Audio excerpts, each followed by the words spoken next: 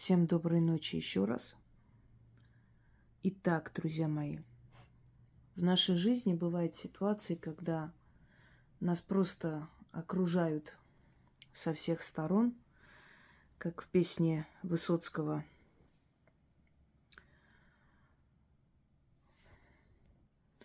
Обложили меня, обложили. И нет уже и сил бороться, и желания нет бороться. Но нужно бороться за себя. Нужно побеждать. Нужно доказывать свою правоту.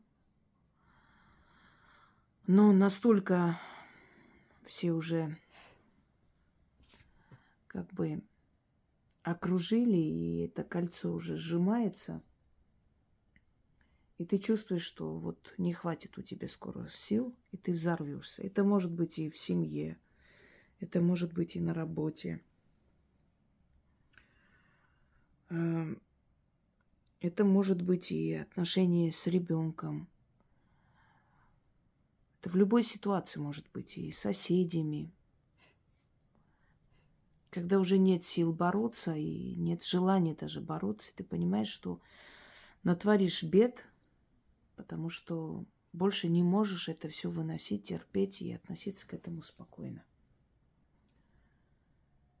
В этом случае попробуйте провести этот ритуал.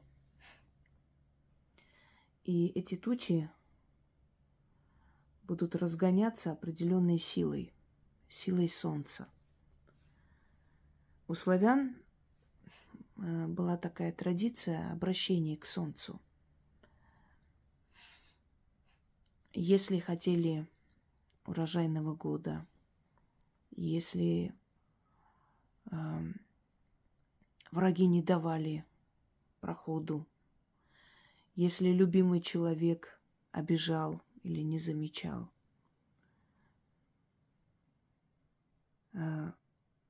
верховному богу солнца, не верховному богу славян, а верховное божество солнца, Хорс. Потому что мы привыкли, что чаще всего солнце называют Ярыла. Ярыла – это бог солнечной энергии, мощи солнца, света солнца. А именно бог солнца, само солнце, Хорс. Его изображали таким златокудрым мужчиной с такими горящими глазами, который на своих огненных колесницах разных, то красного цвета, то белого цвета, смотря какое время года, пролетал в течение дня и обходил свои владения, раздавая свою энергию, свой свет людям. Иногда его изображали златокудрым мальчиком, ребенком, который утром, как ребенок, выходил, поднимался в зените, становился молодым человеком и на закате своем уже старел, становился стариком и уходил как старик, снова возрождался. Это символ возрождения жизни после смерти, возрождения природы и возрождения человека, сильного человека.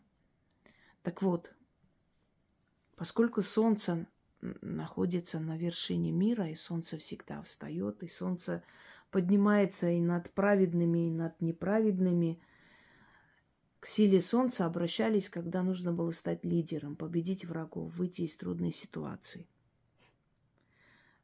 Рано утром просыпайтесь, набирайте молча воды, не разговаривая ни с кем, не умываясь, ни что-то еще. Ранним утром, вот смотрите, когда у вас раннее утро наступает. Вот сейчас летом раннее утро наступает с 5 часов уже, с 3:30 иногда, смотря какой день, да, период лета. Набирайте воды на заре прям, раннего утра, когда солнце только начинает свой восход. Начитывайте 7 раз, отбивая поклоны солнцу. Вот откройте окно, читайте и кланяйтесь солнцу. 7 раз. Вот прочитали, поклонились. После залпом выпейте эту воду. Наберите.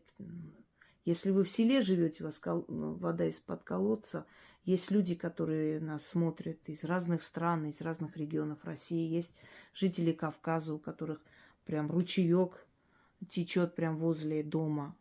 Выйдите, наберите с ручья воды. Но молча. Ни с кем не разговариваю. Можете предупредить, что я завтра кое-что буду начитывать, если ваши знают. Если утром увидите меня, со мной не говорите, не мешайте мне, пока я свои действия не завершу. Возле окна можете читать, на дворе своем можете читать, на балконе можете читать. Главное, чтобы вам не мешали своими расспросами более ранее встающие люди. Начитали над водой, отбивая поклоны 7 раз. И залпом выпивайте эту воду. Откупиться, как посчитаете нужно.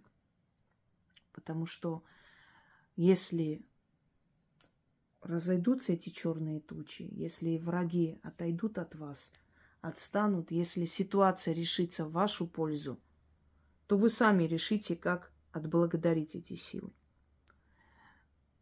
Кроме всего прочего, если вы это проведете в комплексе с другими работами, такого же направления. Мало ли что у вас. Может, суды у вас бесконечные не заканчиваются. Может, тяжба с бывшим мужем, который хочет вам навредить. Может, вам угрожают. Все что угодно. Итак, заговор такой. Читать 7 раз. Я здесь 7 раз не прочитаю, но вы помните, сколько раз вы должны читать. Великий светило, златокудрый хорс. Ты днем красуешься, вечером укатишься. Иди по миру, красносолнышко, да перед земными царями заступись за меня. Усмири гнев царей, утихомирь бояр. Держи в узде воевод, холопов спугни, стрельцов сожги. Свяжи, палачей сожги. Завяжи злые языки. И покуда ты светишь миру, до той поры быть мне в почете, быть непобедимой, быть первой и всегда впереди.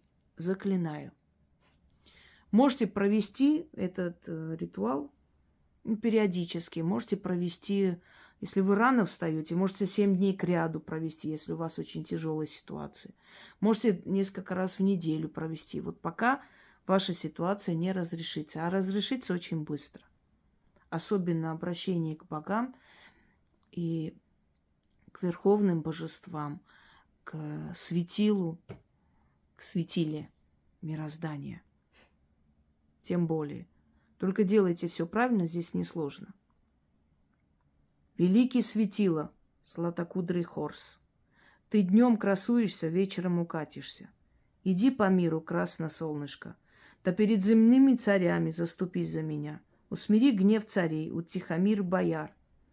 Держи в узде воевод, холопов спугни, стрельцов сожги, свяжи, палачей сожги, завяжи злые языки.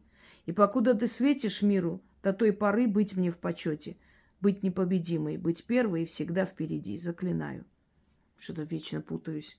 Усталость уже дает знать. Великий светило, златокудрый хорс. Ты днем красуешься, вечером укатишься. Иди по миру, красносолнышко. Да перед земными царями заступись за меня.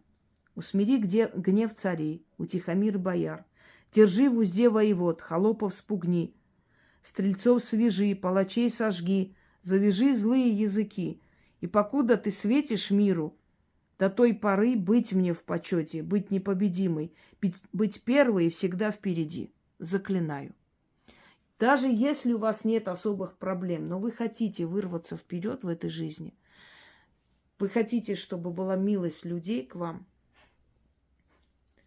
хотите, чтобы вас заметили, чтобы ваше дело продвинулось вперед, и в этом случае тоже можете заранее подготовить себе дорогу, заранее убрать агрессию со всех сторон, усмирить тех, кто только собирался или собирался бы, скажем так, против вас заговорить и мешать вашему делу. И в этом случае тоже этот заговор вам поможет. Выйти победителем из трудной ситуации. Вот, собственно, на что направлен этот заговор. Всем удачи и всех благ.